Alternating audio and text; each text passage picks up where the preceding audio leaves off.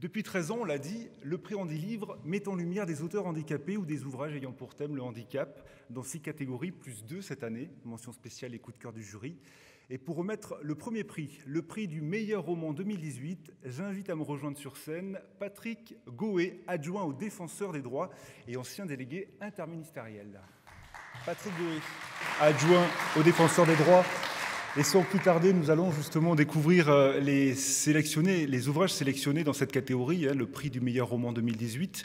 La catégorie roman concerne les œuvres d'imagination en prose ou dessinée et dont le héros est une personne en situation de handicap ou dont le thème central traite du handicap. Alors voici la liste des nommés dans la catégorie meilleur roman 2018. Anatomie d'un soldat d'Harry Parker chez Christian Bourgois, éditeur. On peut l'applaudir. Le parfum de l'Hellebore de Cathy Bonidan à la Martinière Littérature. Le théâtre de Slavek d'Anne de la Flotte Médévis chez Gaïa Éditions. Lié pour la vie de Laetitia Milo chez Plomb. Et puis quelques secondes seulement de Jean-Paul Maïneau chez Ravet Anceau. Voici les ouvrages sélectionnés pour la catégorie meilleur roman 2018. Patrick Goé, je vous remets l'enveloppe, je vous laisse décacheter et annoncer le nom du lauréat de ce meilleur roman 2018. Le lauréat du meilleur roman 2018, c'est Le parfum de l'Hellebore de Cathy Bonidan.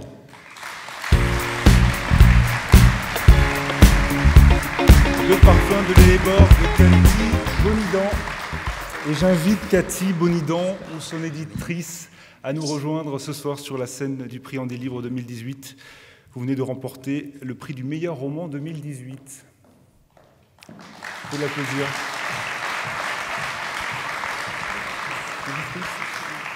Enchantée. Donc c'est l'éditrice de Cathy Bonidan aux éditions de la Martinière Littérature. Un petit mot ? Oui. Merci beaucoup. En tant qu'éditrice, je suis très fière et j'ai beaucoup de gratitude pour vous et pour ce prix. Cathy Bonidan n'a pas pu être là parce qu'elle est institutrice à Vannes et que c'était difficile après 4h30 de venir et d'être là dans les temps. Par contre, dans le cas où elle serait récompensée par ce prix, elle m'a demandé de vous lire ce mot. Bonsoir, je tiens à exprimer ici toute ma reconnaissance, mais aussi le regret que j'ai de ne pas être à vos côtés ce soir. Merci pour ce prix et pour l'immense honneur que vous me faites en distinguant ainsi mon livre. Merci à tous les membres du jury pour lui avoir consacré autant d'attention. Je tiens également à remercier mon éditrice, Marie Leroy, d'autant que c'est à elle que j'ai confié le soin de vous lire ces mots. Elle est gentille, elle me présente.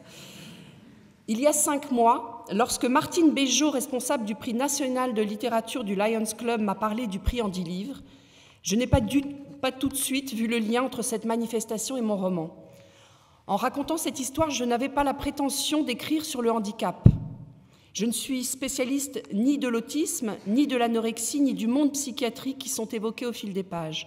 Toute l'intrigue est articulée autour d'un enfant autiste, Gilles, mais jamais le terme de handicap ne m'est apparu pendant l'écriture. Si un seul mot m'a guidée tout au long de cette histoire, c'est le mot différence. Et il ne concernait pas spécifiquement le personnage désigné comme autiste. Lorsque j'écris, seuls les individus m'intéressent. Pour que je leur ouvre la porte de mon imaginaire, que je les laisse me guider dans leur aventure, ils doivent porter en eux quelque chose d'exceptionnel. Ils doivent avancer en dehors des voies classiques et tracer leur chemin dans la marge. C'est cette différence qui fait leur richesse.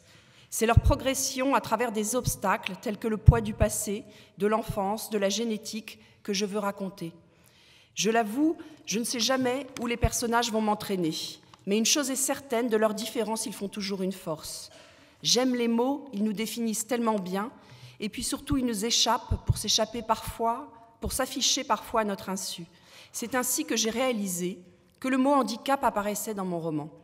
Il est utilisé par Sophie, jeune femme universitaire, qui écrit à Gabriel, l'homme qu'elle aime. En voici l'extrait. Ma mère a été diagnostiquée Alzheimer à 40 ans et je refuse que ce coup près projette son ombre sur ma vie. J'ai décidé d'arrêter le compte à rebours. Je prends cette épée de Damoclès comme le handicap qui a fait de moi la personne que je suis aujourd'hui, comme celui qui t'a cloué dans ce fauteuil et t'a transformé en l'homme merveilleux que tu es, comme la stérilité d'Anne, comme la trop grande intelligence de Béatrice, comme l'autisme de Gilles et l'illettrisme de Serge, comme toutes ces tares que nous portons en nous, aussi lourdes que des croix, et qui tracent pourtant notre chemin. Désormais, nous aurons tous en commun d'avoir un jour cessé d'élever notre différence en un rempart contre les autres et de nous être confrontés à notre destin. Sans vous, sans toi, jamais je n'aurais brandi cette entrave comme une force. C'est en relisant ce passage que j'ai compris de quelle façon mon roman s'inscrivait dans le thème du prix en 10 livres.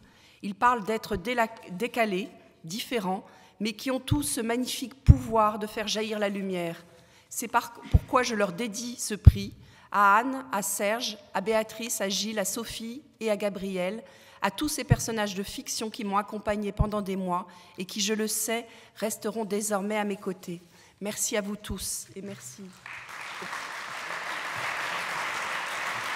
Voilà, Patrick Goé, je vais remettre le prix.